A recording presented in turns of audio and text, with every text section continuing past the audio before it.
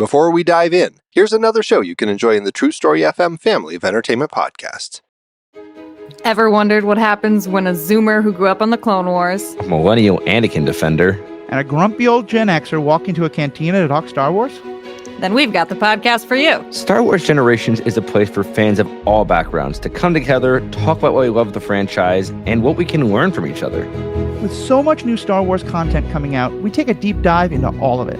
We talk stories and characters, what we learn about the Force and the Empire, republics old and new, and how each story adds to the larger picture. Besides episode-by-episode coverage of the new shows, we've been going back to watch the movies in release order. We talk about Star Wars novels and video games, along with fan content and cosplay. And with each episode, we're just starting the conversation, and we hope you jump in. We'll read your feedback, answer your questions. We've even had full episodes dedicated to questions raised by listeners like you. You can find us under Star Wars Generations on your favorite podcast app, or by going to theethicalpanda.com. May the Force be with you. Now this is podcasting.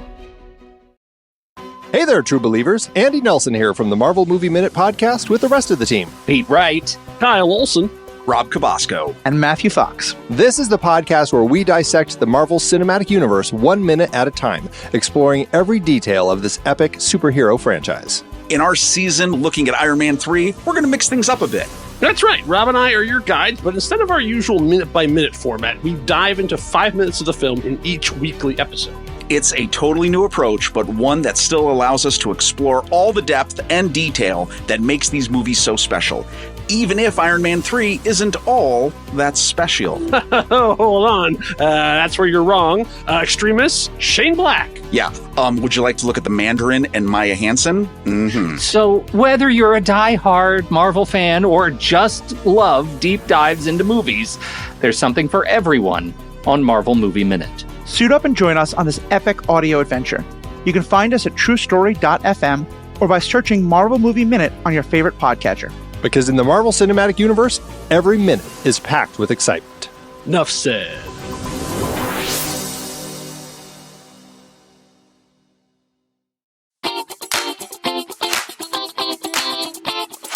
Welcome back to CinemaScope, where we continue our wild and witty exploration of the most side-splitting subgenres in film history.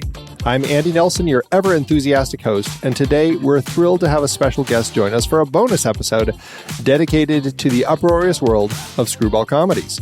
Joining me for this bonus episode is Professor Grégoire Halbout, film professor and author of Hollywood Screwball Comedy 1934 to 1945, Sex, Love, and Democratic Ideals.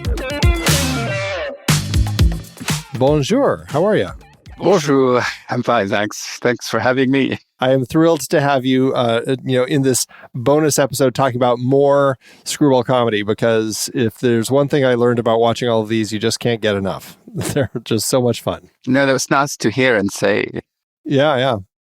Before we dig into the movies, let's just kind of talk a little bit about you and your passion for this subgenre of film. How did screwball comedy, how did it kind of like enter your life, and why really has it become kind of this key part of it as you've continued studying and writing about it? Knowing that I'm French living in France, it all happened by accident in the 1980s when I was not yet toying with the idea of doing a PhD on Hollywood comedy, but my generation in the late 70s and in the 1980s was very much into old movie, cinema history, and American movies, and it also comes from your parents, and my father was that generation. He was in his early 20s after World War II, and France had been completely, how shall I say, deprived of Hollywood production during the occupation, during the war. And all those movies arrived. You know, it's the André Bazin also kind of approach, or this school of the Cahiers du Cinéma. And so he was really talking a lot about Citizen Kane and all those movies. And then by accident, on the left bank in Paris, in the Latin Quarter, for those who know Paris a little bit, there was this huge movement of indie movie theaters showing most of the Bergman movies, of course, but also the Hollywood classics. And they would have some special runs of American comedy and screwball comedy, but no one was using the word screwball comedy at that time. And then I think I'd still have all the flyers. And so, yeah. And then I, little by little, because I was still in between university and before hitting the job market. And I watched as many as I could. And then I realized also that these movies were the same ones as the ones I saw with my grandmother on French national state TV on Sunday afternoons. So you see, it's they were played as a sort of cheap library catalog kind of back catalog movies.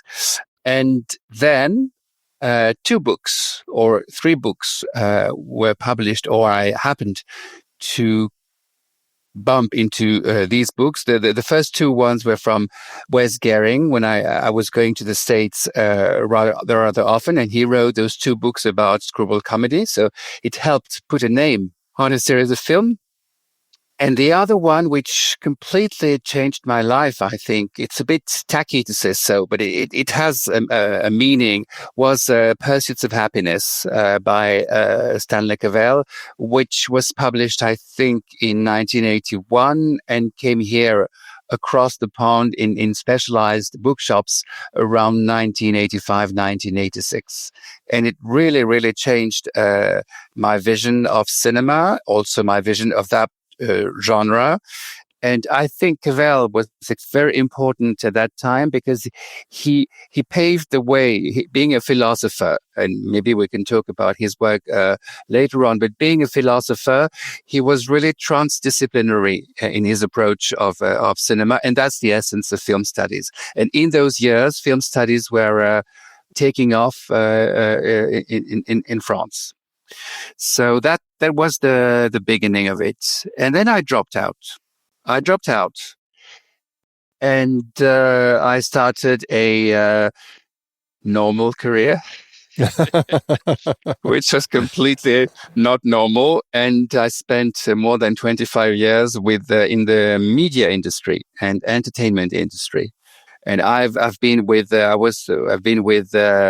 big corporations like Disney or Nickelodeon, but on the ancillary business side, in consumer products. But still, it's this idea of looking at things, the narrative, the storytelling things. So I would say that mass market storytelling has been my red thread, even before then, 15 years ago, going back to academia when I finished my thesis. Interesting. It's fascinating how, and then you kind of find your way back into this side of things with studying and writing about it as well. And just, following up on that, the Cavell book that you're talking about, Pursuits of Happiness, that's really about the comedy of remarriage, which is very much a part of kind of screwball comedy. When we, like you said, there's certainly some films that we're going to be talking about today that can certainly fit into that.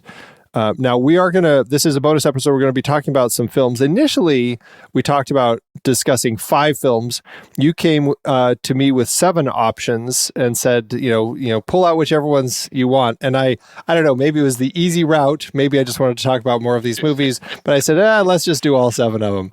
So here we are discussing 7 screwball comedies. We're going to be talking about Elliott Nugent's Three-Cornered Moon, Tay Garnett's Love is News, George Stevens' Vivacious Lady, Mitchell Leison's Midnight, Wesley Ruggles' Too Many Husbands, Jack Conway's Love Crazy, and Alfred Hitchcock's Mr. and Mrs. Smith. Little change in pace for Hitchcock coming to that one.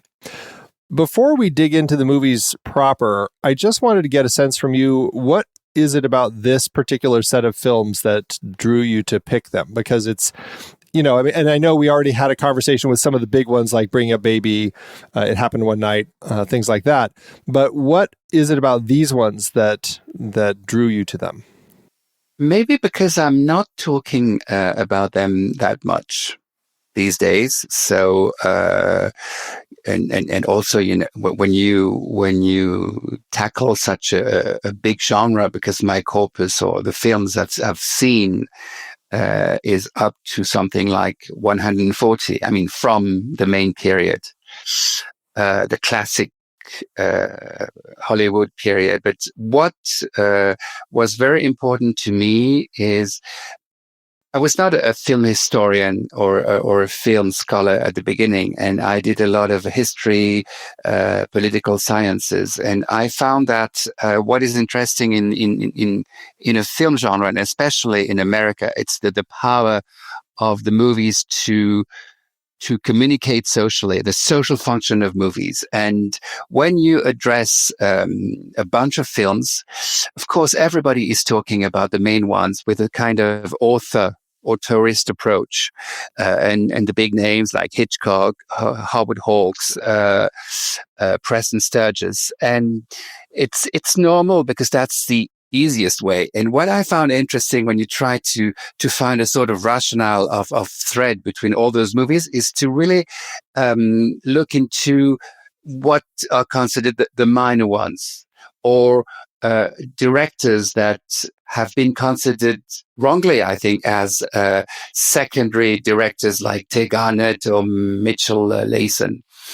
And that's what my colleagues, or even the people who talk to me about the book, appreciate, is that it revives all the not B movies. You can't call them B movies necessarily, but movies that are not associated necessarily with a sort of a brand name.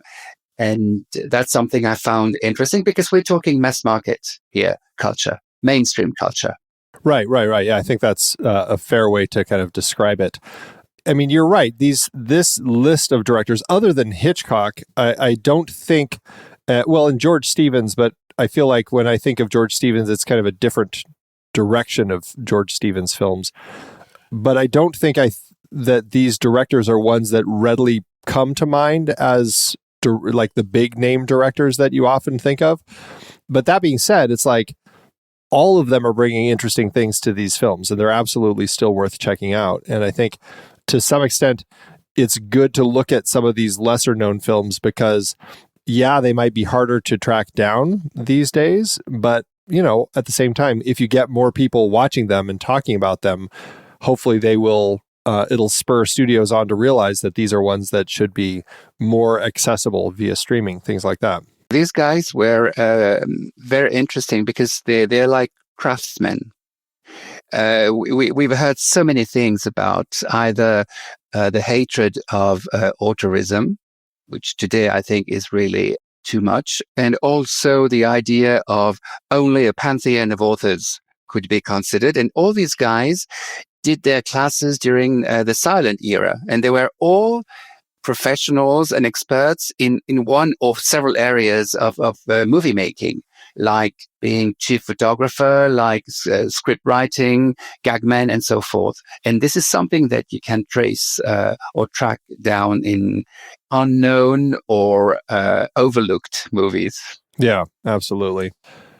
Well, let's start walking through these. We'll talk about the movies and then a little bit how they fit into screwball comedy. So first up is Three-Cornered Moon from 1933, again directed by Elliott Nugent. The eccentric Rimplegar family finds themselves in a financial predicament when their wealthy mother loses all their money in the stock market crash. The three adult children, Kenneth, Douglas, and Elizabeth, must now navigate their new reality while dealing with their own romantic entanglements and the antics of their mother's new boyfriend, a penniless yet charming writer. As the family struggles to adjust to their changing circumstances, they find themselves in a series of comical situations that challenge their relationships and individual aspirations. Claudette Colbert and Richard Arlen lead an ensemble cast in this early proto-screwball comedy that showcases the genre's trademark wit and absurdity. So, proto-screwball, 1933, this is kind of coming in even before like the films in 1934, like 20th Century and It Happened One Night, that are kind of looked at as the starting place for screwball comedy. So I guess let's start the conversation with this one coming in at 1933 as kind of this, as I said, proto screwball comedy. It's early and it's kind of setting up what we're going to start seeing in these films. Yes, I find it interesting. Many people, cinema scholars, talk about that movie as a sort of a landmark or a pivotal movie, and I find it interesting. It's a tiny, short little comedy. You can find some very, very nice versions, very well restored.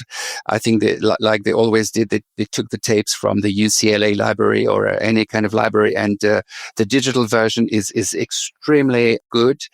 And what is fascinating in that movie, that it's like a sort of theatrical comedy, but it's the use of camera movement. It's such a swift movement, tracking shots, using the camera angles. It really gives this kind of future screwball movement to the comedy, which is I watched it again for this conversation, and it's really the first thing that struck me.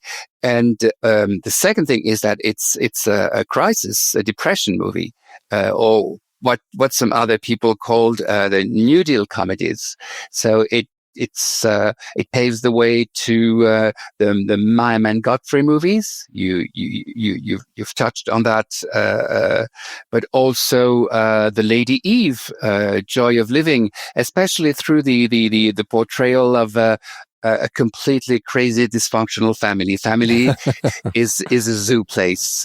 And that's what lots of people have said about My Man Godfrey, but that's exactly what is here. So we have already all the ingredients, the components of screwball comedy. You've got this madcap family with a scatterbrain mother, Mary Boland. She's absolutely fantastic.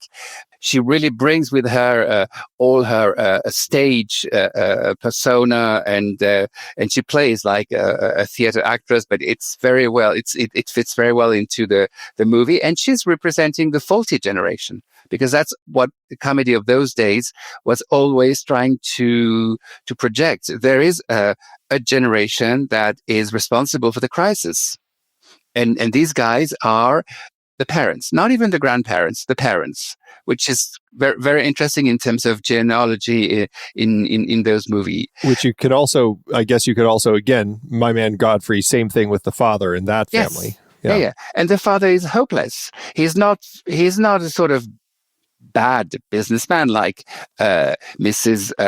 Rimpelgar in that movie, but he's completely, the family is out of control. Yeah. So he's the zoo guardian with no clues. and it's very, very comforting, supposedly, for an audience, a middle class audience, to watch those tycoons losing it. So that's part also of the movie magic. It's making situations understandable or acceptable.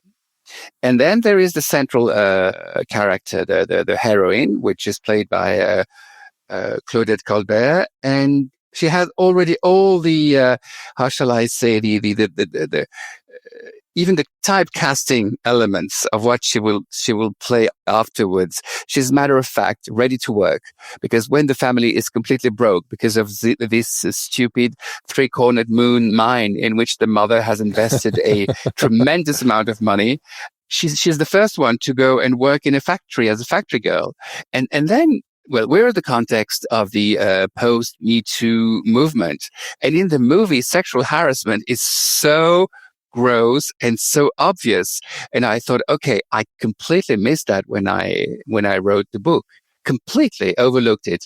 So it's interesting how the context in which you watch a movie influences your appreciation of it, and it's filmed in a rather kind of rather medium close up. When this foreman is really crowding Elizabeth, the poor girl, and asking her to meet him after work. Well, and your point about that is pretty interesting, because I think it speaks to the nature of the comedy element of the story, where Elizabeth, having come from this rich life, she is not going to accept that, right? And so she leaves and is just fine, like, I'll figure something else out. And that's the comedy. That's what we're getting in the screwball comedy. But in the drama story that we're not getting here, she would be somebody who isn't able to just walk away from the job, but may have to stay there and suffer that type of denigration from the foreman, and just live that life. So it's interesting, like, you can see how screwball comedy uses that to kind of put her into a situation that she recognizes as wrong and is able to walk away from. And I think that's an interesting kind of separation that you would find in the different genres. Right. And it's very limited in time, of course, because it's only a matter of a decade. And there's also a correspondence, a link that could be drawn with Easy Living. And the Jean Arthur character, because she's really, really bullied at work. She works for this association, newspaper, Boy Scout thing, and she's really, really treated very badly. But she also walk away. So they are fierce. They are fierce. Whatever is or a hand across the table with Lombard in it. They're fierce. They want to be independent. Certainly frustrated, but no nonsense. American young women. Or young American women. And what else do we have in that movie? Yes, and she says she picks up a professional. He's a doctor. He's their lodger.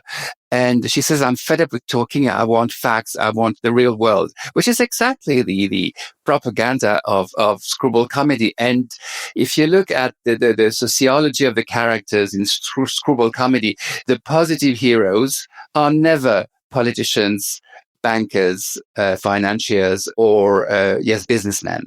They're always failures. The right ones are professionals. They are reporters and journalists, doctors, lawyers, scientists, professors. Exactly. Yeah. So and that's already in the in the loop. And money is at the center of the conversation. Bad money and good money. Right. Yeah. So bad money comes from, how can I say, this is really simplifying things, but from speculation and Wall Street, for instance. And good money comes from the money you earn or the money you share with others.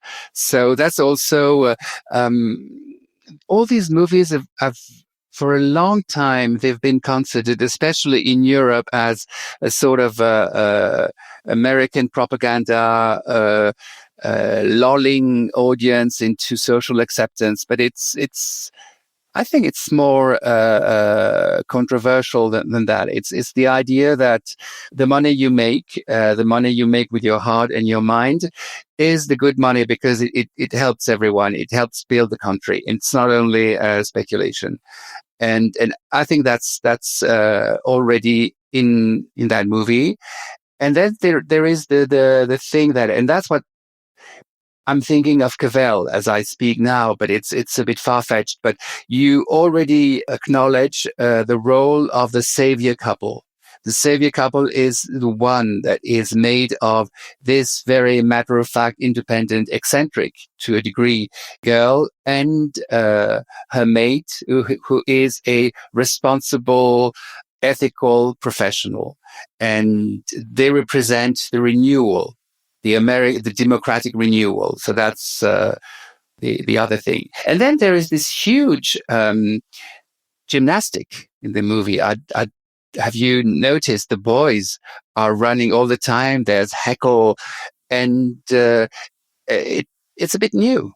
It's like taking the slapstick culture into social comedy, and sometimes it's dark comedy. They were very much like younger boys put into the bodies of older men or young men, right? Like they sometimes behaved like they were 12 years old or something like that. That's what almost all screwball heroes do. We're going to see that in Too Many Husbands. Right. You start getting that kind of that childish behavior sometimes that plays really well. And, also translates to the idea of like the whole Looney Tunes aspect, that cartoonish aspect that you get with the characters. And the influence, yes, and cartoons at that time and all that inspiration. And there's also something else that I found a bit like a Capra-esque, or it's this montage sequence towards the beginning of the movie, which is a bit like a documentary with all those close-ups on signposts and placards like breadline at 2 p.m., no help wanted, I won't work, all these very dramatic declarations. So it's also a little bit like in My Man Godfrey or Easy Living or It Happened One Night, in which you can witness these social vignettes throughout the movies, which will disappear, I would say, later on. Yeah, you start just reveling, I guess, in the fun of the movie, and you're not necessarily getting as much of the social commentary. Let's shift to our next film. This is Love is News. This film, again, directed by Tay Garnett, 1937. Steve Layton, a newspaper reporter, is assigned to cover the story of Toni Gateson, a wealthy heiress who has just returned from Europe. To get an exclusive interview, Steve resorts to unorthodox methods, leading to a series of misunderstandings and a false engagement announcement. As Steve and Toni navigate the ensuing media frenzy and their own growing attraction, they find themselves embroiled in a comedic battle of wits. Tyrone Power and Loretta Young star in this lively screwball comedy that satirizes the sensationalistic nature of the news industry and the blurred lines between the public and private life. You were just talking about, having reporters as your protagonists. Here we have Steve, the newspaper reporter, who, stoops to some pretty low methods to kind of convince Toni that he is actually not a reporter, but to get this story from her. And then, of course, she turns the tables on him in the most delightful of ways. This was a lot of fun. And, I thought it was interesting because I think here we're seeing the media's obsession with celebrity and also scandals. And I think in some way, I guess you could say, if we're kind of continuing the social commentary, it might not necessarily be about everything going on with the Depression, but it's another angle of commentary that we're looking at as far as how people fawn over celebrity and what reporters will do, essentially tabloid journalism, How did you find the Loretta Young character, the heiress, the tin can heiress? I really enjoyed her in the film, and I thought she played it well, and I thought that there's that line where she learns her lesson, I suppose, but at the same time, like I genuinely liked her because of the way that she was, smart to play the media against this reporter. And I enjoyed that element of her character. And well, the reason why I suggested that movie is because, the reasons are sometimes rather sentimental or emotional. Otherwise, you're not interested in cinema. Is that I love Loretta Young, and I think she's a wonderful comedian, not only actress but comedian. And I highly recommend another one, which is entitled The Doctor Takes a Wife, where she plays a feminist, and she's absolutely wonderful. The script is has some faults, but from a character perspective and acting technique, she's wonderful. In this film, what is also interesting is this idea of film genre. Comedy is an open and evolving genre, which makes it much more difficult than Western or musicals, for instance. So it's always a matter of tone, inflection, so hence the screwball style, but also what they include in the plot to make it a little bit new, innovative for a very savvy audience, because people would go to the movies 3 times a week in those days, at least in America. So here you've got two things. There is this mini cycle of the duo Loretta Young and Tyrone Power by Fox. They played 3 movies in a row in 1937. So you can imagine the production rhythm, and but also the kind of flexibility of that medium. When something's working, clicks, then you make another movie and with the same actors. And the other thing is that it's a very interesting newspaper picture. Yeah, that really was invented by Hollywood. I would say in that way. So it intersects the newspaper picture with the role of the press, like you said, about intimacy, but also the guardian of democracy, and the battle of the sexes, with this very incongruous pair, which is the inverted fairy tale, because how shall I say, the lower social class one is the man, and the prince is in fact the princess, and she manages the whole story, like you said, turning around all the table.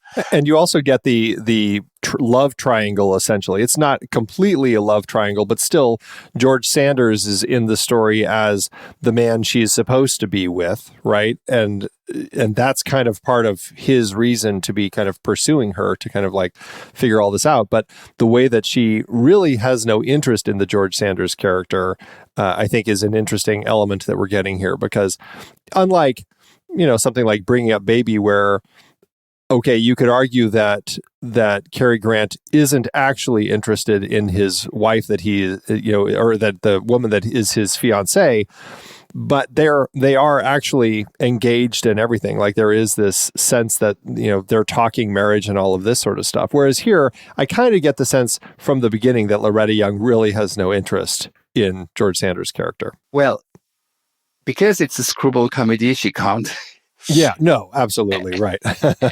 And the guy is typical of these third party who are there to promote the American couple, because the guy is a bloody French and he's a bloody aristocrat. So he represents the old world, everything, and so family money is, and he's broke. He's broke. So, and there had been so many examples of rich heiresses coming over to Europe to help families on the wane, let's say, and make prestigious marriages. But in Hollywood fiction, the old world is something to be completely disregarded. And so it's and he has no moral, of course, because he comes from the old world, as opposed to Steve, the journalist, who is so, how shall I say, ethical, pure, reliable under his kind of bullish air. He burns the letters, the intimate letters between the heiress and the count, because he doesn't want his newspaper to use it, and he protects her intimacy. So it's also a very interesting, a little bit black and white, but an interesting way of giving confidence again in the media and the press, because the press and the media were very much at stake in the 1930s. So, and also the production code was very, very careful not to, how shall I say, not to criticize or to represent in a derogatory way the media. But what I think that is interesting when you take a newspaper picture as an example, just the title, Love is News. So love, which is an intimate topic, becomes a public concern. And it's exactly where we stand today. It's this kind of a now obsession of individual rights over the collective project, and this idea that individual rights, the individual is something that is prominent in society, and that it's at the basis of the democratic project. This can be debated in all directions, but that's very interesting. And the film is really about publicizing intimacy. Yeah. And with all the contradictions, because at the very beginning, when she figures out that he framed her, when he goes on board the plane and he pretends to be somebody else than a journalist, so she decides to retaliate, and she does. And so she announces, she has a sort of press briefing, and she announces to the whole press, except his newspaper. So right. he's in a big situation with his own chief editor, because he's lost the scoop. She announces that she's going to marry him, and she's going to give him a sort of a dowry. I don't know how to call that. A 1 million dowry. So 1 million is outrageous in 1937. Oh, yeah. Crazy. A family of 4 could live on 10,000 a year. So wow. Yeah. we're really into kind of utopia. And it's all about, it's this contradiction between, I'm going to make a public freak of you, the journalist, so that you learn your lesson, because she's a public freak and she has no intimacy. And at the same time, all the movie is about publicizing the romance, the correct romance between the incongruous pair, the social blending that they symbolize, the heiress and the virtuous reporter. And all this is going to be witnessed, acknowledged, legitimized by the press. And by a press, like you said, a press that's able to move from a tabloid perspective, this New York Express, into a more thoughtful or respectful medium. And the final sequence is absolutely fascinating, and I highly recommend it. Just the movie, just for the final scene, when she goes to this coffee shop where he regroups with his co-workers, friends from the different newsrooms, and she comes to really tell him that they have to make up, let's say. And by the way, spoilers must be authorized when you talk movies.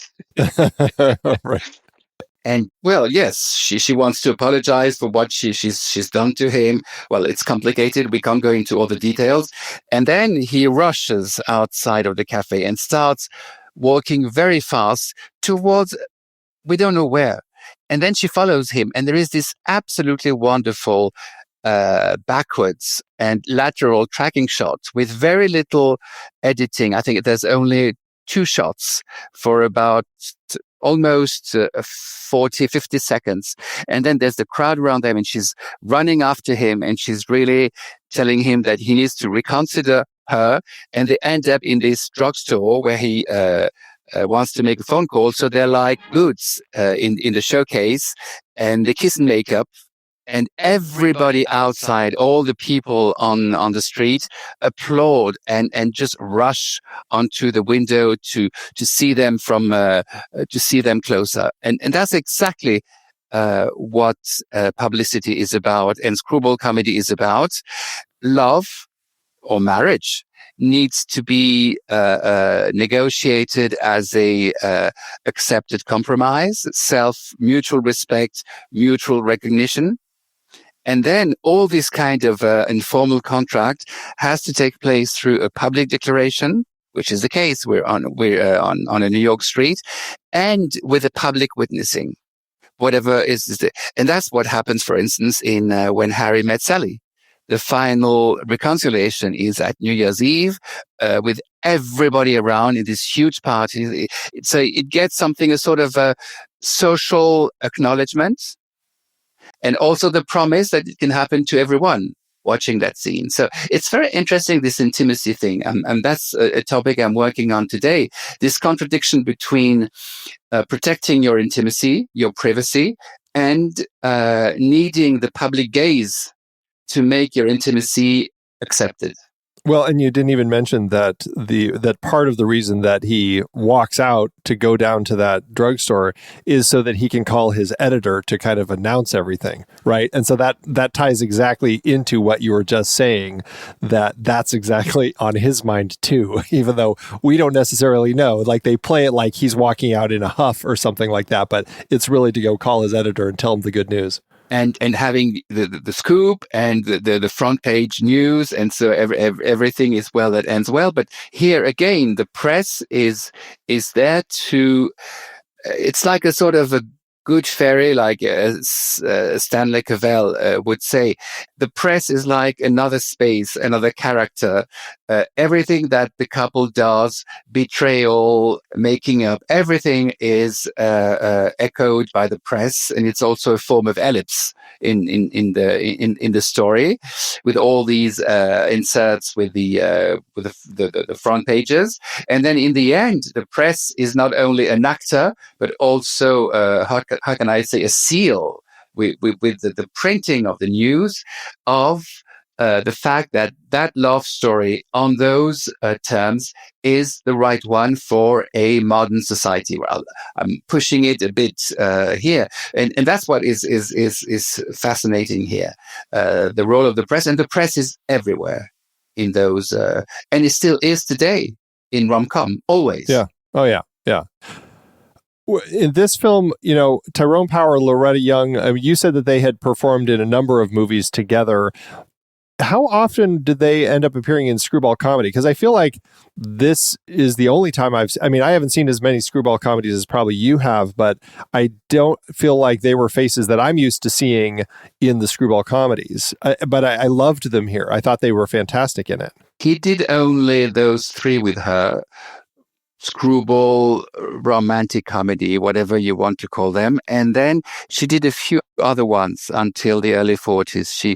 She played in, there was a murder mystery that was not very funny, but a bit like Something Happening in the Dark. I forgot the name. I should remember that. She also played in The Doctor Takes a Wife, and that's really a screwball comedy with Ray Milland, and she did another couple of them. So she was more like in the sort of typical career of the time, playing in every single genre, but she was more like a comedy and melodrama.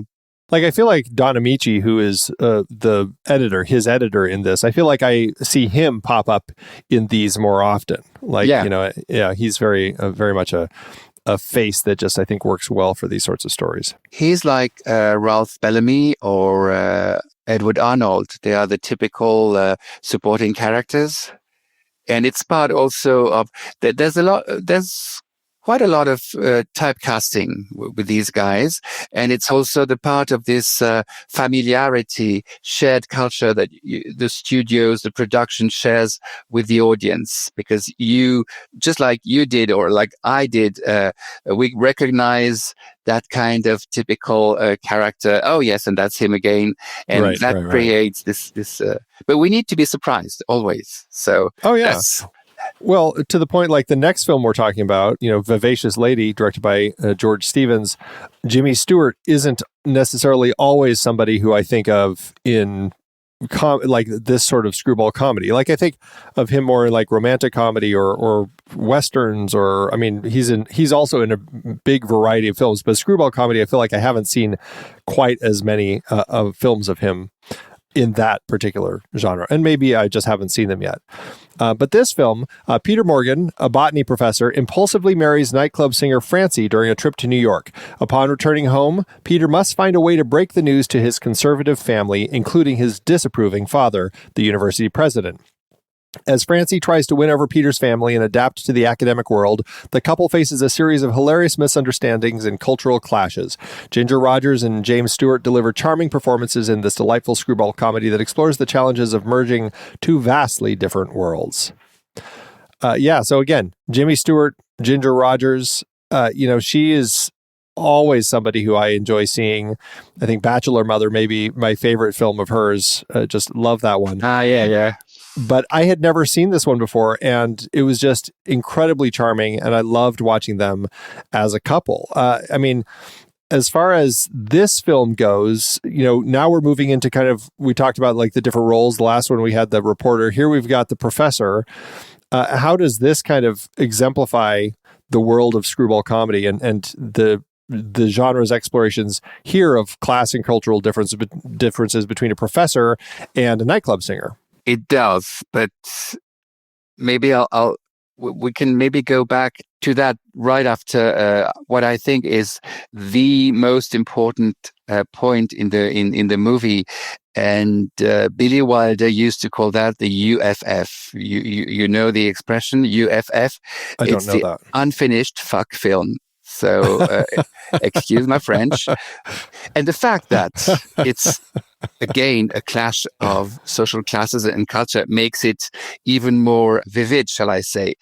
It's the idea, and it's all related with the idea of the home, the house. It's rather subtle and interesting. This couple, it's a sex introvert.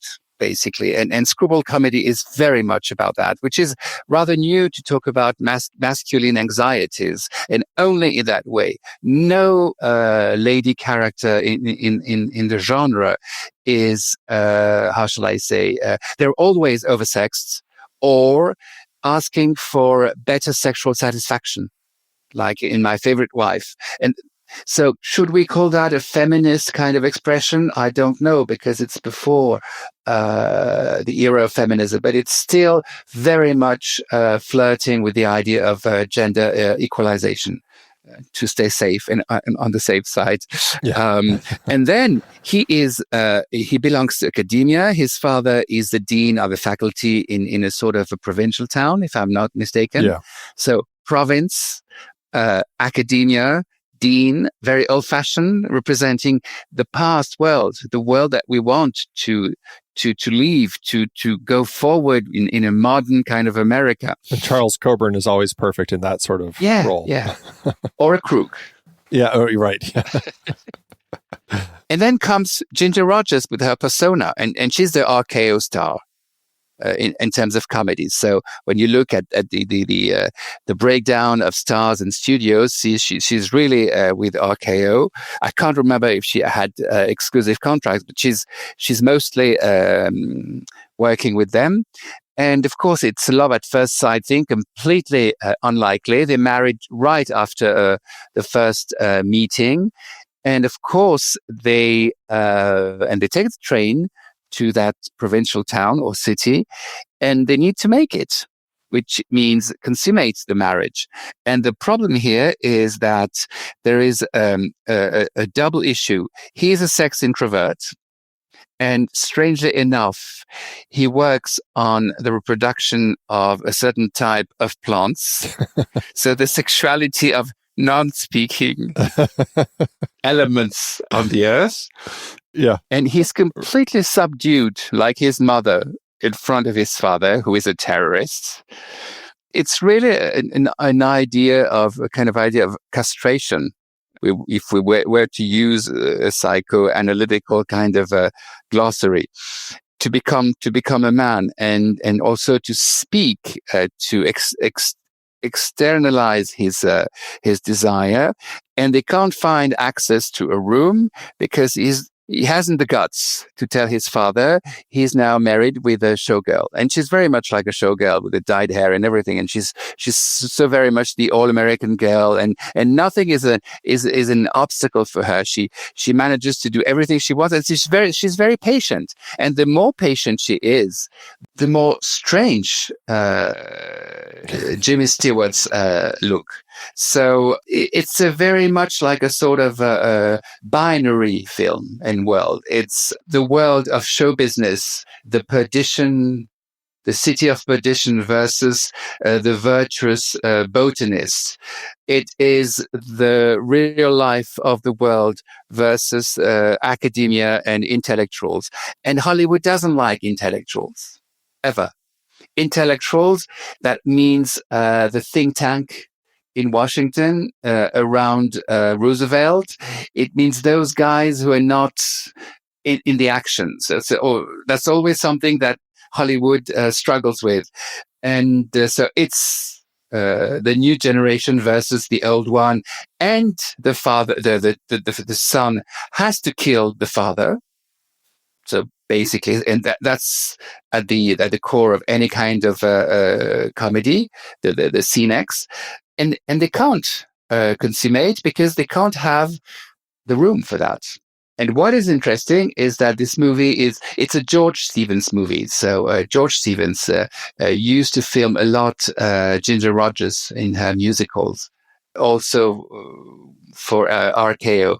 And what is interesting is the question is not anymore when are we going to make it, but where. Because she's put up, since she can't stay with him, she has to stay in this little, it's kind of like a short-term apartment sort of place, but it's only for women, and he's not allowed to go up to her room in particular windows of time. And so, because there's a signpost on the receptionist's desk that says, "Gentlemen not allowed upstairs after 6 p.m."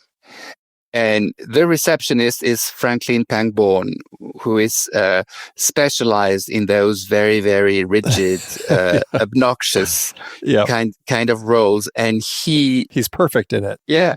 And here there's a double entendre.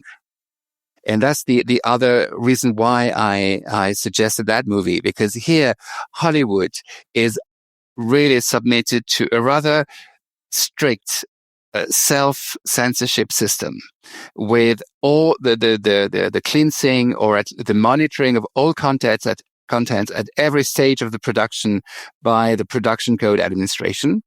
And here the movie, so we're in 1938, there's a 4-year, how shall I say, experience build up of how to work with the new administration. So they know what to do about censorship, how to fight, and so forth.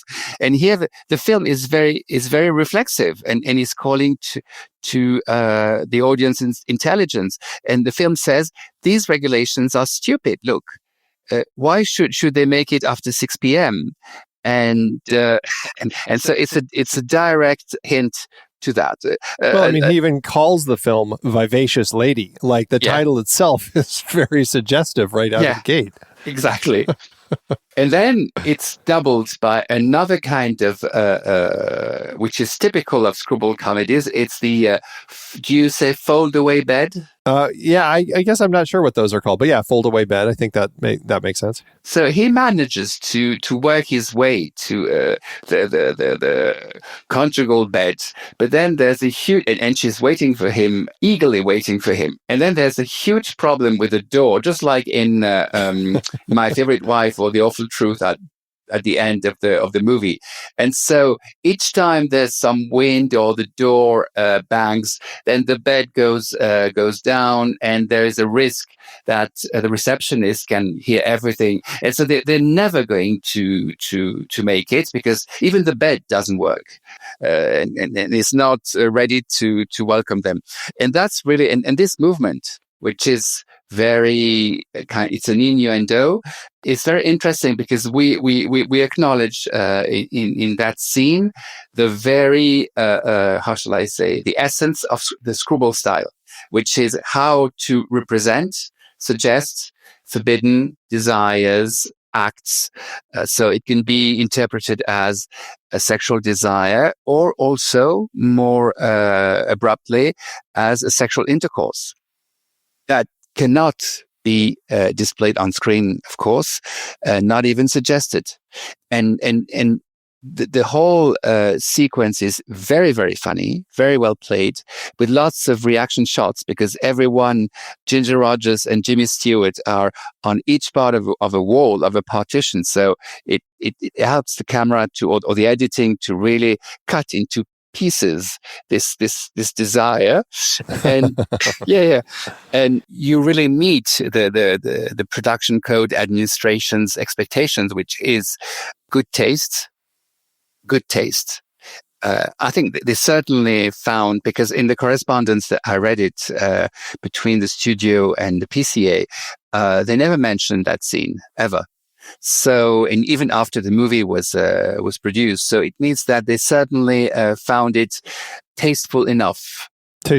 Yeah. For the morality of the audience that always needs to be protected, and so forth. Well, and they were still able to slip in. I mean, you got the innuendo of trains, which often ends up becoming something that they would use when a train goes into a tunnel, for example, in one of these films made during the Production Code. There's very much the sexual innuendo there. But here you also, at the very end of the film, when they finally have their moment to themselves and they're able to consummate their marriage, you've got the train whistle, but it's like a wolf whistle. It's very much much more sexualized at the end of the film, and to the point where it's very, very funny. So they still, even there, were able to kind of slip something in that the Production Code, I guess, also found okay enough. And it's generally accepted, because, like in Too Many Husbands, because it's at the very end of the movie, so nothing worse can happen, and nothing is shown, so that would be accepted. And also, there's the second principle at the end of the movie. It's the compensating moral values,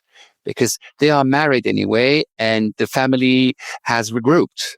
This clash between the father and all the rest of the family has been mended.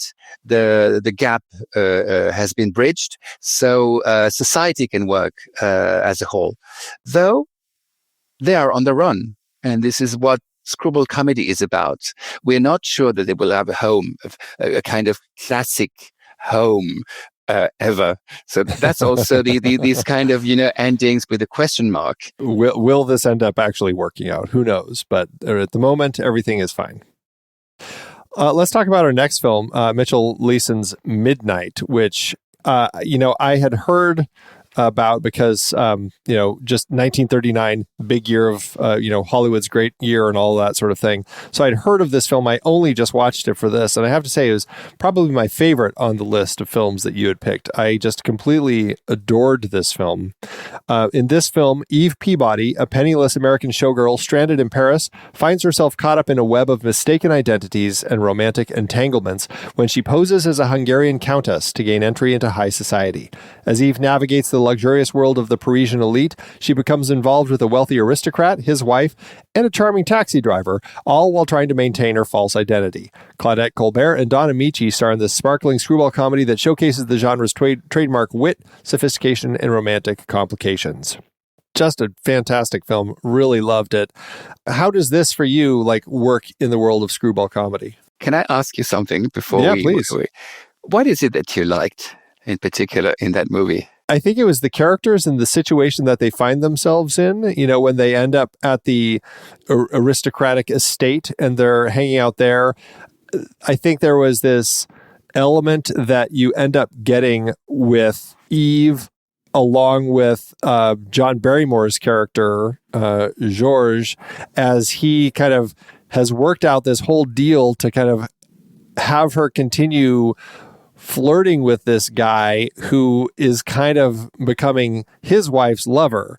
So, but he's more drawn now to Colbert than Mary Astor, his wife. And so just that machination that he puts into play, I just found so fun in watching how she just totally sure, I'll absolutely do that. For all this money, why not? And then just the way Don Amici enters the picture and then also kind of continues this game of playing this Hungarian count. I don't know, it was so funny, and just the setup of the story, I think, worked really well with these actors playing it. You say that like you don't like this film as much. It's a difficult film. Okay, interesting. Well, it's difficult because I watched it another time for this conversation, and I really enjoyed it.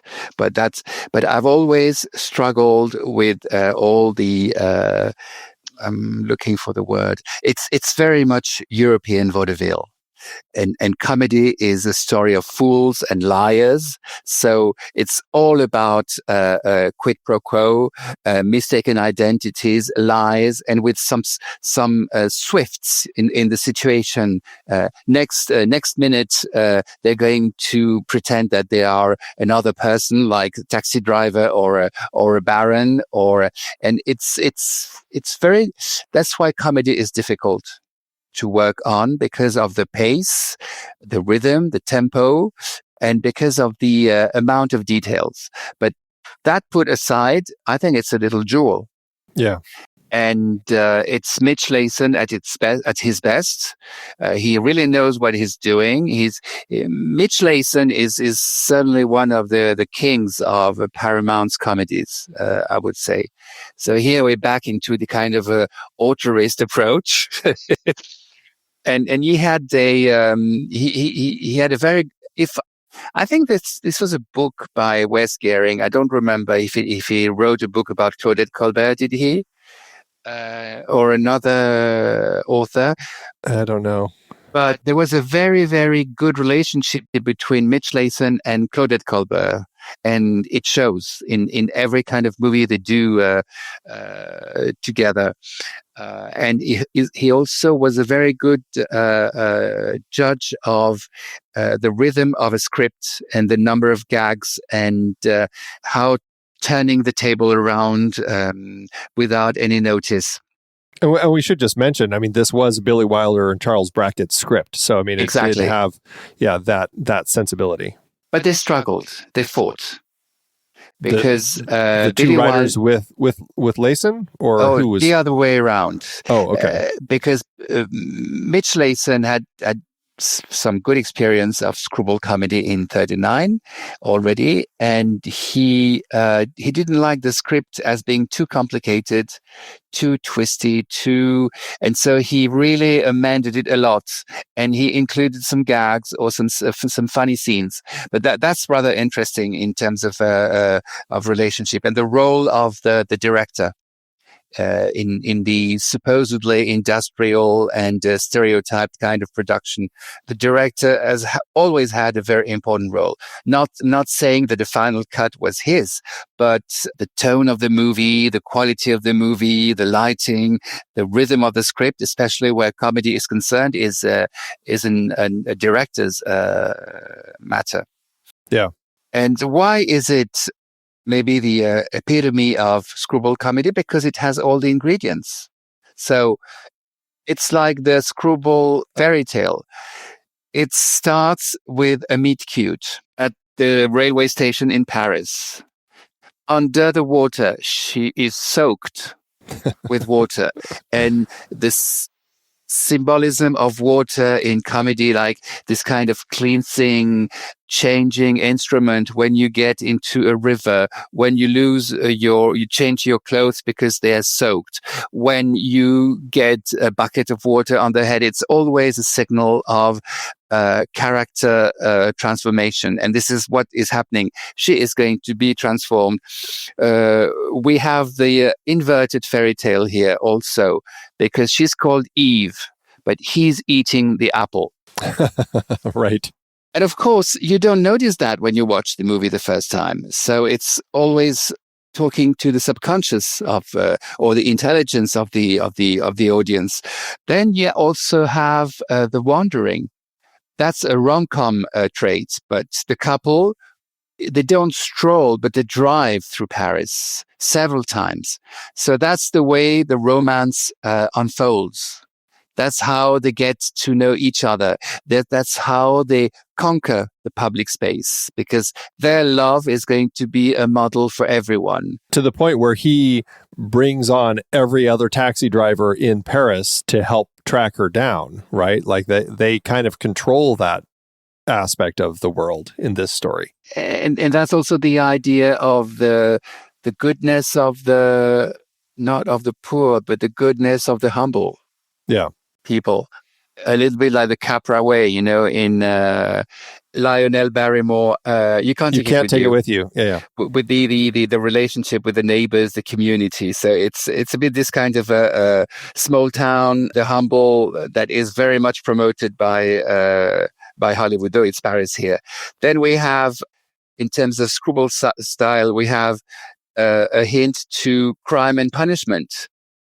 Because this completely wacky judge says that mental cruelty for the divorce, because they take it's a completely crazy situation. The script is really Byzantine, and and the judge says no, mental cruelty here is completely irrelevant. I can't accept that. But there is a very good Albanian law, and he explains that with the proper instrument, a man is allowed to spank his wife for a certain amount of time.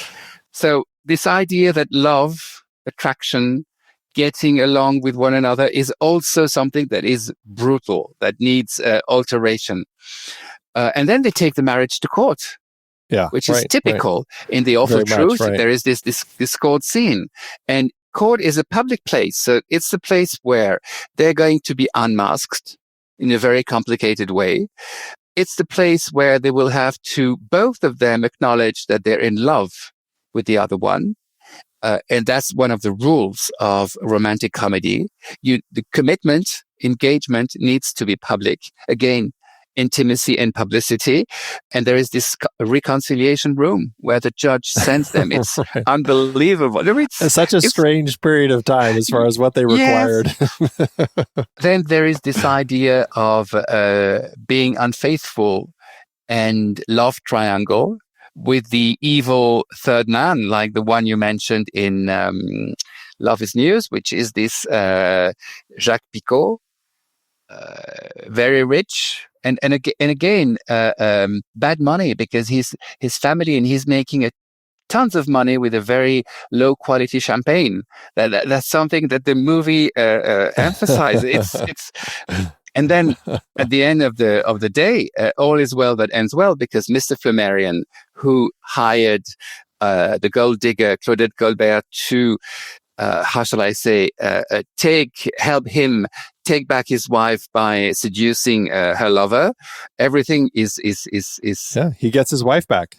Yes, and with, how can I say, no moral afterthoughts about the fact that she's been playing around for some time, and quite openly. So it's also it's both very moral and immoral. There's also another narrative stereotype. It's faking craziness, faking mental illness. They all do that. We'll see that maybe with one of the next movies. It's also the idea that love and screwball love is crazy. That the guy who wrote the article on Screwball Comedy in the New York Review of Books, he's got the best title ever. I'm so jealous. I should have entitled the books "Fools in Love." I mean, that's exactly what it's about. So exactly right. If you were to summarize Screwball Comedy, it's Fools in Love, and this is what Midnight is about. It's cheating, lying, and being a fool. It's fooling around.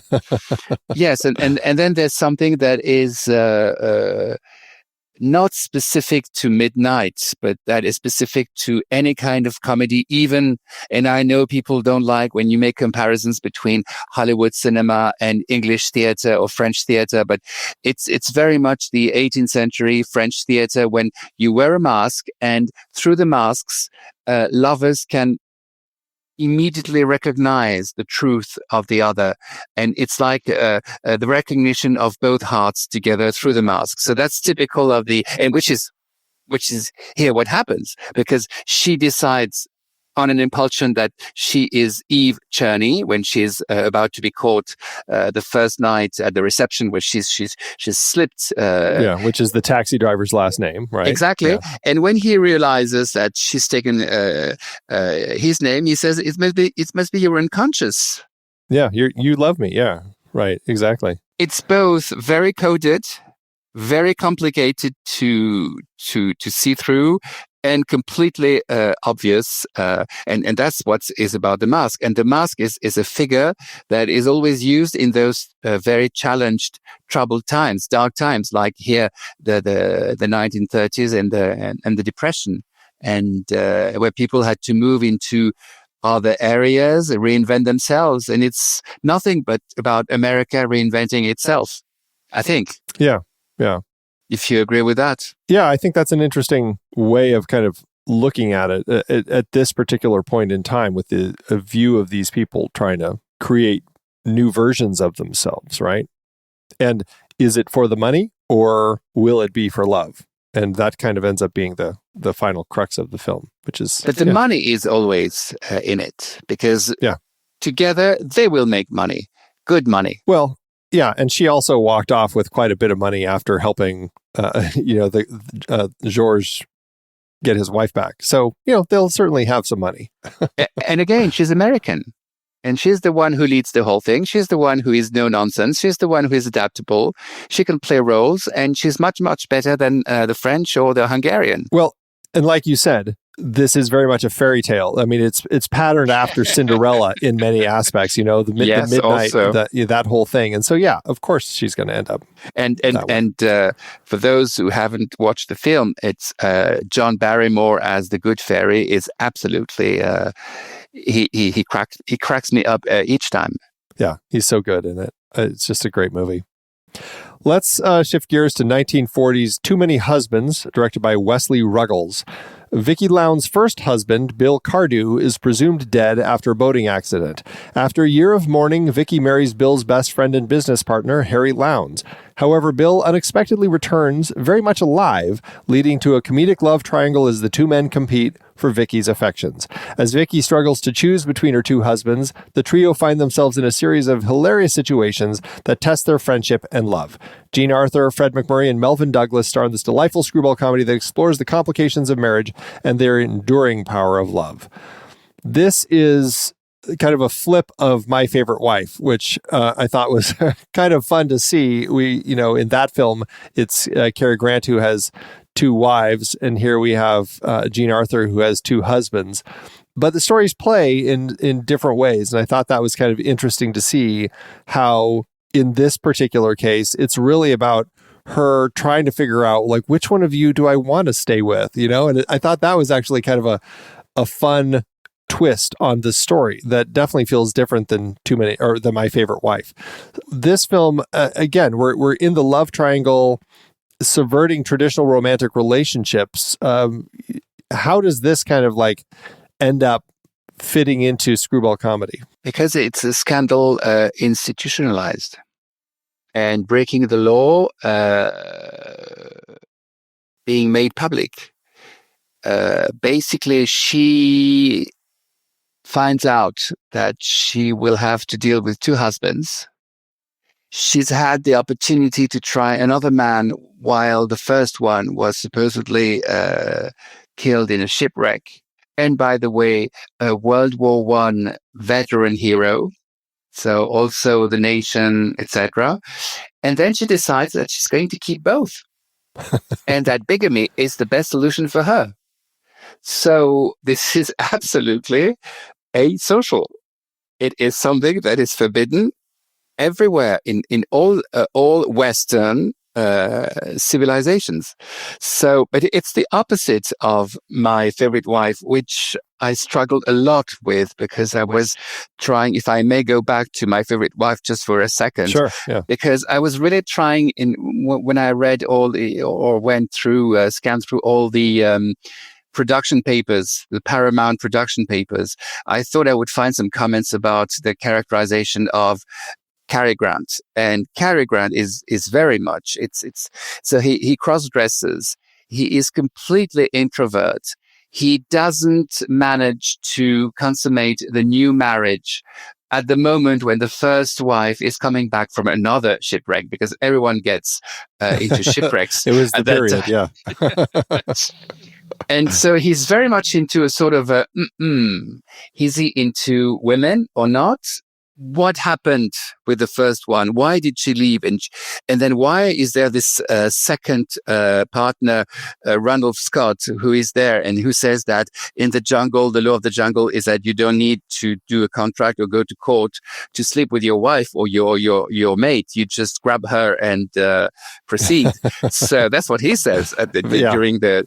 So too many husbands is the opposite. It's strong, highly sexualized, sexed woman who has, like Jean Arthur, the little all-American girl, all-American woman, who in fact has a very, very strong character and finds out that she needs two husbands and that the law is not fitted to her life project. She just loves them both, yeah. Exactly.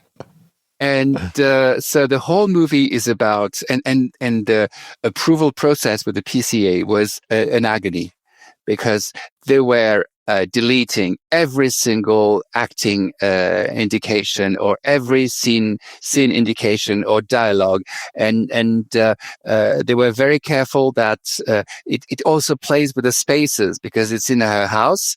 There is her bedroom and the guest's bedroom. And so she ends up putting the two rivals like children in those twin bed bedrooms. Exactly. Yeah. And she puts them to bed and she tucks them up and the whole thing, while her father, who has understood everything before we understood everything, slips into her bed, the father, to make sure that no one uses the bed for. So the PCA and society in general, let's say, figured out that it was more acceptable that a father would sleep in his daughter's bed than a husband. Yeah. So basically, this is very screwball. And it's the idea that the screwball, not in every movie, of course, but they are outlaws. And they reconfigure marriage the way they want it to be. To the point where when she at one point gets fed up and calls the police, they all end up kind of communally lying together to the detectives to try to get away with it, you know? Yes, but she's unmasked. And so she ends up in front of the judge. And then I would have thought when I read all the correspondence again that the end of the movie, because here the end of the movie is absolutely sensational, would be very much censored, but it was not.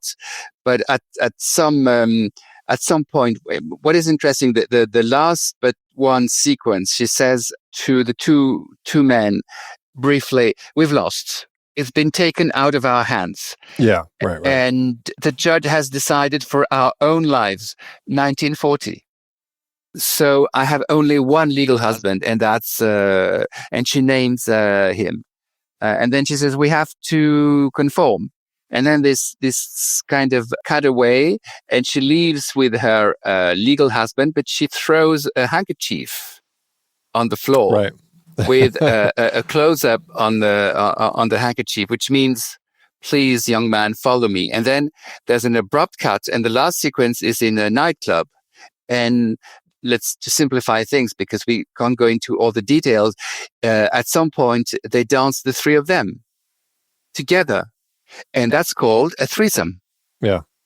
Pretty shocking to see it end that way, in a way that's, production code safe, but you really understand what's going on here, that they're all still totally fine being in this relationship. So one of the two husbands is less enthusiastic than the other one. The first husband, right. Yes, but still, he has to make do with that.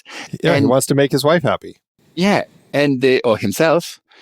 And and the whole sequence is very long, and it's filmed exactly like a dance number in a musical with very little cuts.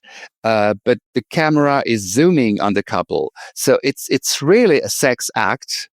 How shall I say, metaphorized, and that is filmed with a kind of very much a voyeurist approach.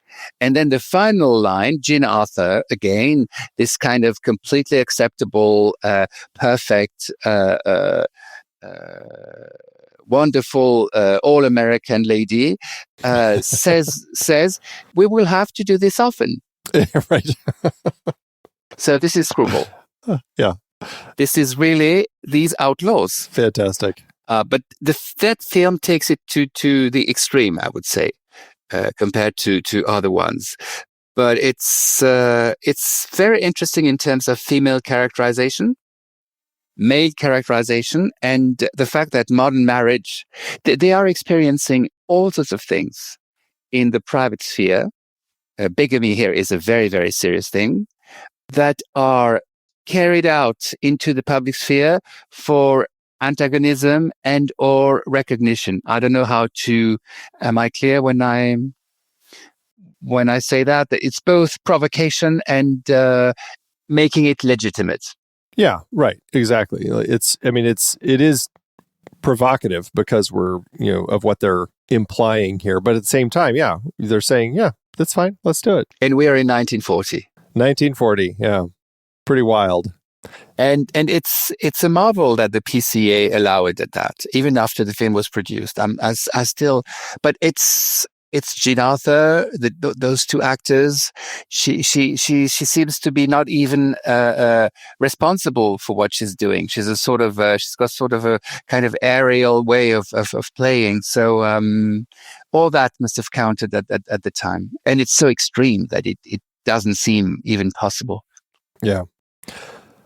Let's talk about Jack Conway's film Love Crazy, pairing William Powell and Myrna Loy together, who are, of course, fantastic in the Thin Man franchise. But this film is a different one. This is from 1941. Steve and Susan Ireland's fourth wedding anniversary takes a wild turn when a series of misunderstandings leads Susan to believe that Steve is having an affair with the attractive woman downstairs. To win back Susan's affections, Steve pretends to be insane, leading to a madcap series of events that involve a straitjacket, a cross-dressing disguise, and a rooftop chase. William Powell and Myrna Loy reunite in this uproarious screwball comedy that showcases their impeccable comedic timing and on-screen chemistry.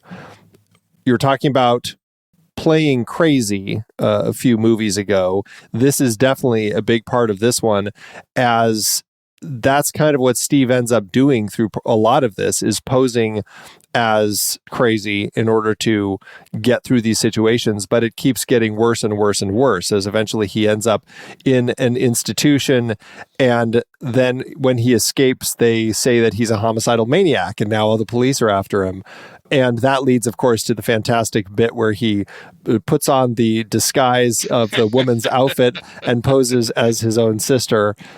This was a lot of fun. I had so much fun with this. I already am a big fan of the Thin Man films, and to see Powell and Loy reunite in this way was just a blast. It's MGM, so I thought it was interesting to talk about an MGM film. MGM is not a comedy studio at that time, but still, they had some cycles and solutions, and the couple here is one of them. Then there is this kind of screwball / murder mystery investigation brand that they represent, and it's like not typecasting but extending this conversation between the film and the audience in taking them into another context, but still with a very eccentric male lead, and the white clown being played by the woman. So that's also why I picked it up, and for the cross-dressing.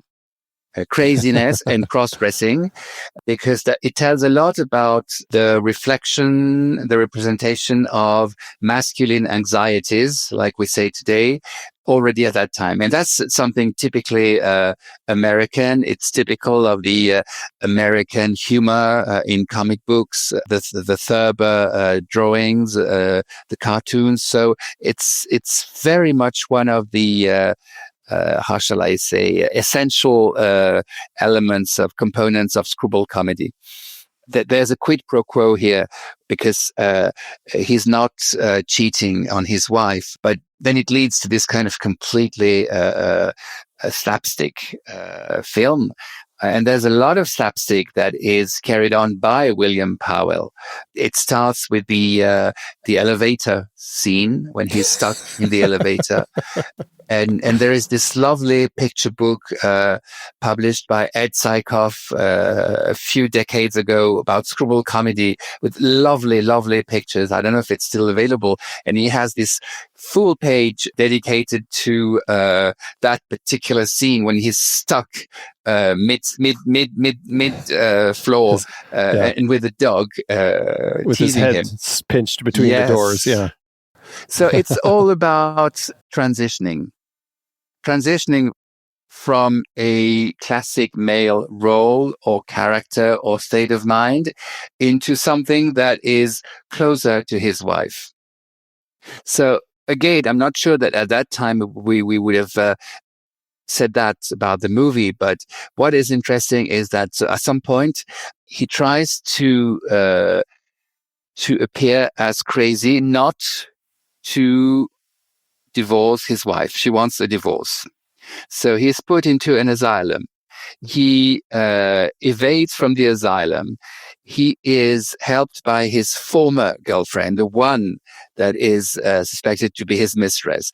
And while he's with her in the same building as his own apartment, he dresses as his own sister, this kind of unbelievable drag act.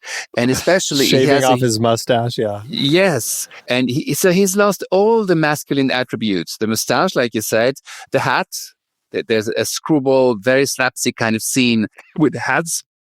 And then he has this huge bosom, lovely bosom. Big balls of yarn, which plays into a fantastic gag with a record player.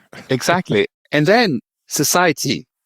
the evil ones, aka the police, are circling around the building because they want to put him back into the asylum. So it's again modern marriage, modern couple versus society versus let's say the established order. And he's with his wife, and there is this gag when because he makes a mistake with a gesture, then he's got two fake bosom and the what's the word, the I forgot how you say that, the wool the yarn, like the yarn it unspools and unrolls. Unravel. And so all of a sudden, because of this failing anatomy, and it's as if he was naked, his wife, who was his enemy, becomes his ally. And they regroup, and I'm not talking about the end of the sex difference, but they are on a common ground. And that's very, very, very, I mean, it's MGM. It's very bold. It's very, very cheeky. And of course, everything is that will end well. But I find this combination, it's very much a screwball comedy with a very strong slapstick inflection. I would say much more than Midnight. I don't know if you agree with that. Oh yeah, this one very, like, a lot of those slapstick antics. I think, yeah, I mean, you get the playing crazy in that one, but I think it plays more as kind of character beats as everything. Like when they're imagining, when she tells the group that he's crazy, we just have to go along with him, and so he's saying, I'm a taxi driver. Oh, okay, sure. Like it's more of that kind of comedy in the dialogue and everything, where here you end up with a lot of just the slapstick comedy beats as he's trying to escape from the asylum, and he's hanging the head of the asylum in the tree, using it as an example of how you get out so that he can escape. Yes. Right? Like you're getting all of these physical gags, and I think that's what this film really plays with and does exceptionally. And the momentum, I mean, script wise, it's excellent, because sometimes they have a sort of a dull moment in the middle, or the end is a little bit tedious. But here, I mean, it escalates, it rises up until this last momentum with the unraveling bosom scene. And yes, cross-dressing, masculine transition, new mores, new times, gender equalization as well, but very funny. No moral. That's what is so refreshing with screwball comedy. There is no heavy societal message. Yeah. Everyone is trying to do as much as one can, as you can. It's difficult. You're not a single block like that. You can evolve into so many emotions and social roles, and that's allowed and recognized on the screen, I would say. It's a lot of fun. I just really loved it. Let's talk about our last film here. This is Alfred Hitchcock's 1941 film, Mr. and Mrs. Smith. Anne and David Smith, a happily married couple, discover that their marriage is not legally valid due to a bureaucratic error. Given the opportunity to reassess their relationship, David decides to take advantage of the situation and proposes a trial separation, much to Anne's dismay. As the couple navigates their newfound single status and the complications that arise from their separation, they find themselves questioning the nature of love and commitment. Carol Lombard and Robert Montgomery star in this charming screwball comedy, a rare foray into the genre by the master of suspense, Alfred Hitchcock. We're getting this, you have this conversation early on when, there's this sense of their relationship painted from the beginning of the film. We start the film, we don't know it, but they're basically mid-fight, refusing to, they won't leave the room until they reconcile their differences. It's been 3 days now. His job is sending a courier to get him to sign documents and stuff because he just won't leave the room. They finally reconcile. We're getting this sense of kind of the craziness of this relationship between the two of them. And then, of course, once they reconcile, as they're eating, she asks him, if you had it to do all over again, would you marry me? He's like, nah, no, I guess not. And that kind of sets things off in her mind of like, wait a minute. And then of course you have this whole thing where there's this error and they're not legally married. And then the decision, like, should they marry or not? And how that leads to kind of this antagonism between the two of them over the rest of the film. It was fun to see Alfred Hitchcock jumping into something that feels very different for him. It doesn't necessarily feel like a Hitchcock film, but maybe that's just because it's just such a different style. Although Hitchcock can be very funny, and I think there's a lot of humor you see in his films throughout his run, and including using sexual innuendo when necessary. But yeah, what is it about this one that why you had included it on the list? It's a happy accident that it comes last, because it's a sort of summary of the reinvention of marriage by the Screwball couple. And it's almost unbelievable the way it is so vocal in the movie and so precisely stated. But just before we get into that, a little background about that movie. It was Hitchcock's first American movie. Well, wait, he did Rebecca first, right? Rebecca was the year before this, right? Wasn't it a British film? I thought Rebecca was his first with Selznick, right? I'm not going to commit to that, but my head was saying that it was Rebecca. Well, we need to check or ask our friends, our listeners to send us emergency messages. But let's say it was one of his first Hollywood movies, and the studio RKO used for the very first time in the Hollywood history some qualitative pretest focus groups. Oh, interesting! First time. That's Leo Handel, who was did a groundbreaking research on the beginning of marketing in Hollywood, and they would have their sneak previews with cards, and people would choose the ending that they prefer, just like Casablanca or other movies.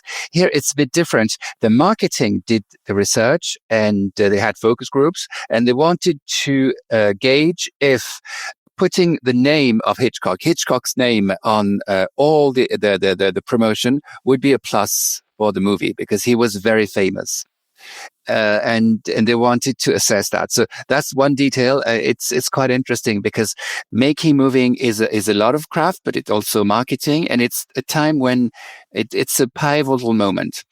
And also Hitchcock was said to be so horrible during the shooting that Carole Lombard had a bull delivered to his place, to his caravan. I don't know, because she was so that's oh my goodness. Yeah, because I don't think Hitchcock was very nice with his with his actresses. And then Carole Lombard in the movie, it's one of her last movies. I think it's the one before To Be or Not to Be, the Lubitsch movie. And she's considered as a typical screwball heroine. I personally find her very, very much close to the kind of super slapstick, clownish kind of actress, as opposed to Jean Arthur or Irene Dunne or others.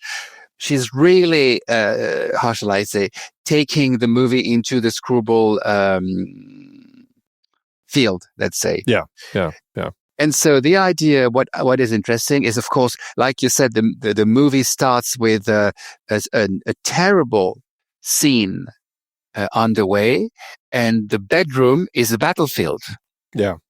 It's a battlefield because it's a place not only where you make love, and they have to make love, obviously, several times before they allow one another to get out of the room. That's called makeup in bed. But also they've been eating there for days, and the servants were not allowed to clear the room. And also they must have thrown lots of things at each other. It's a disaster, right? It's a beast thing. That's what Screwball is about. It's about fighting with each other and fighting physically. That's what happens. And Carole Lombard, some sort of established the this kind of narrative trope in 20th century because she's fighting all the time with her impresario, John Barrymore.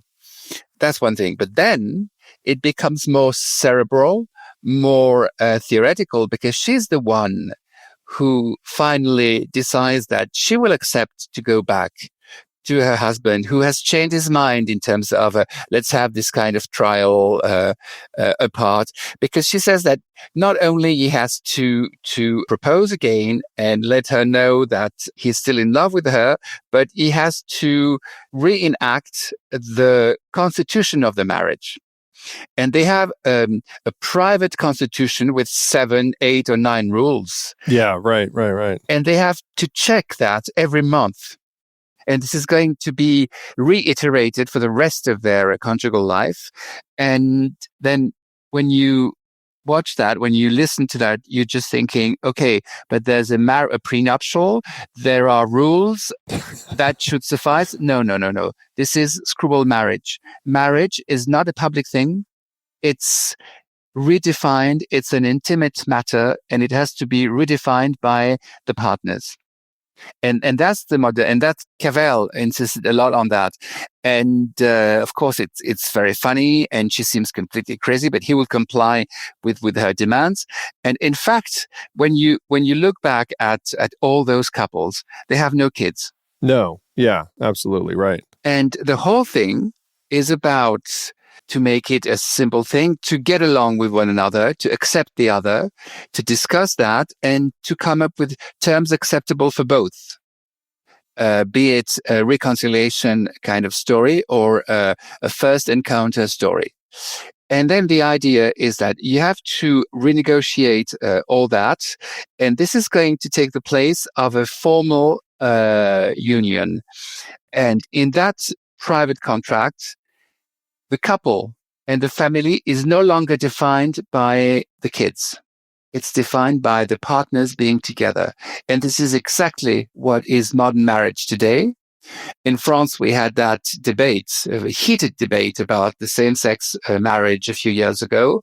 And the legal approach to understand how the law would change the definition of marriage, and it's the same in the US, is that marriage is no longer defined by the presence of a child, and so paternity, but by 2 partners legally bound. And then the children, whoever are those partners, from where they are, same-sex, woman and man, and then the children will be an addition to the unit, let's say. And so we're in 1940. We are in 1941 here, and I think it certainly was completely overlooked at that time. So it can be considered as something like female emancipation, women's emancipation, gender equalization for sure. But there's something stronger that is already, how shall I say, at work in those comedies, because otherwise there's no reason why there are no children. Yeah, it is setting up an interesting look at what is a relationship outside of, what you would traditionally have seen as a relationship based on, I guess, religious views as far as relationship, and that the man was the center of the relationship and the woman was somebody who just took care of things, had the kids, took care of the house, all of that. But it was really like a man's world. And this genre, I think, certainly allowed for that shift. And you see that in, as you're saying, in this comedy of this essentially remarriage that we're getting here, in the words of Cavell. And that changed after the war, because after the war, the context was different. Goes back to different, yeah. And right. It's the American dream again, and in some very in a classic way. There is this movie with Myrna Loy and Cary Grant, Mr. Blanding's Dream House. Yep, builds a dream house, yeah. Yeah, they have to go through an awful lot of issues and problems and things, but the family is there. The 2 kids. I mean, it's like in my English textbooks when I was in secondary school decades ago. It's very much a sort of very classical representation again. These 12 years were really interesting in setting up some rom-com standards, and some of them were, and that's understandable, certainly overlooked because they really pushed the limit rather far. If you think of bigamy as a public matter and something acceptable, promoted by a high middle class lady, and marriage being something that is only for the purpose of being happy together, and that's it, in Mr. and Mrs. Smith, is something very, very strong, intense, we would say today. Well, and it speaks to the nature of this particular subgenre and how it really kind of changed things. And then also how, and Wes and I certainly had a lengthy conversation about the longevity of screwball comedy. And even though a lot of people look at it as like it ends when the war starts, and you can see that, but at the same time, you can see all of the screwball elements and how they kind of continue through the decades and through to today. But you can definitely see, as we're talking about here, how the war really kind of shifted the viewpoint of the marriage and relationships and screwball comedies, romantic comedies, and how it's funny because the production code was in place through all of this period with screwball comedies, but screwball comedies really push the bounds so much more than would happen once the war starts. Because of that particular style, the innuendo, the way of playing, play on word with images, and but I'm very struck by the fact that over the past, let's say, 5 years, with the shift of movie consumption from theaters, unfortunately, to streaming and our homes. So I'm checking as much as I can some recent rom-coms, and you can't say that this or that is a screwball comedy, because that would be, I think, a bit irrelevant. We're not at the same period in the same context, but everybody makes reference to screwball comedy. And there was on Prime, there was this romantic comedy called Red, White, and Royal Blue, completely unlikely. And one of I attended a panel in Los Angeles this year, and one of the secondary actresses, I think she's called Sarah Shai or something, she plays the president's assistant. And when she was asked how she got prepared for her role, she said, and she's 35? And she said, well, I watched a lot of screwball comedies, because that was a screwball role. So it was a kind of semi-professional gathering or panel, but still, it's in the culture, it's in the influence, and the other example is, and I'm not talking about masterpieces, of course, but there was on Netflix 4 or 5 years ago a movie called Love Guaranteed, and I mentioned that in the book. And the ending is unbelievable. It ends in court, of course. I think the lawyers at some point, I don't remember whose lawyer it is, but she asks the guy to publicly propose to her client. And then they exit the court, and they're all together on the steps. And there's a reporter from a TV station commenting on the event and asking them to comment on this public reconciliation and happy event. So it's right there. Yeah. Yeah. So it's everywhere. Yeah. And depending on the periods in the 1980s, it was a rather conservative kind of state of mind for Hollywood, maybe after the 70s, and the screwball style was certainly more stifled. Yeah. Well, regardless, it is a lot of fun. It's such a fun subgenre to explore. The films are a blast. This was a great list of films to discuss and watch. Grégoire, thank you so much for joining me here for this special bonus episode. I really appreciate it. My pleasure. Lovely conversation. Absolutely. As far as where people should track you down and the your books and everything, do I just give a few quick plugs? Like, what's the name of your book? Where should people can go check it out at Amazon? Thanks. The book is, it's on Amazon. The book is called Hollywood Screwball Comedy, 1934-1943. So here we have dates. Sex, Love, and Democratic Ideals. And the publisher is Bloomsbury. Excellent. And you can find me on LinkedIn if you want to ask questions also. Perfect. I'll have links for everything in the show notes, and people can check those out from there. A big thank you, Andy. Thank you so much. Next month, we'll embark on a laughter-filled journey through the ever-evolving landscape of the comedy genre. From the silent era's slapstick antics to the biting satire of modern times, we'll explore how comedy has masterfully tapped into the zeitgeist of every era, reflecting the hopes, fears, and absurdities of each generation. Join us as we examine how the humor of yesteryear can sometimes feel dated to modern audiences, revealing the changing values and sensibilities of our society, while also uncovering the secret to comedy's enduring power, its ability to unite people across generations, cultures, and walks of life.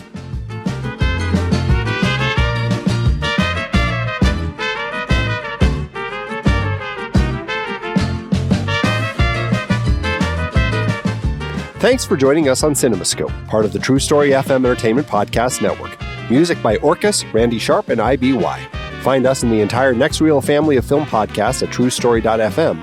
Follow us on social media at The Next Reel, and please rate and review us if your podcast app allows. As we part ways, remember, your cinematic journey never ends. Stay curious.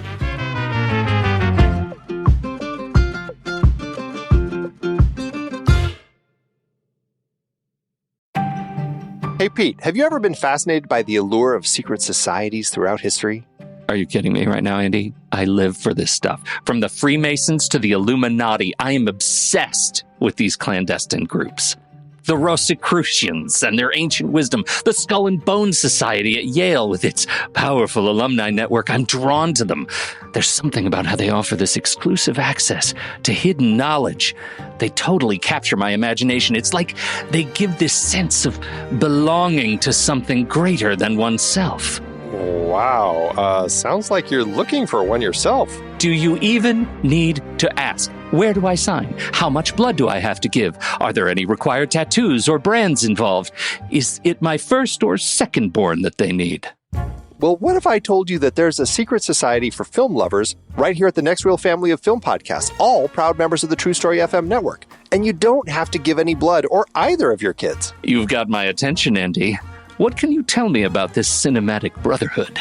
When you become a member of the Next Reel family, you gain access to a treasure trove of exclusive content, early episode releases, and a community of passionate film enthusiasts who share your love for movies.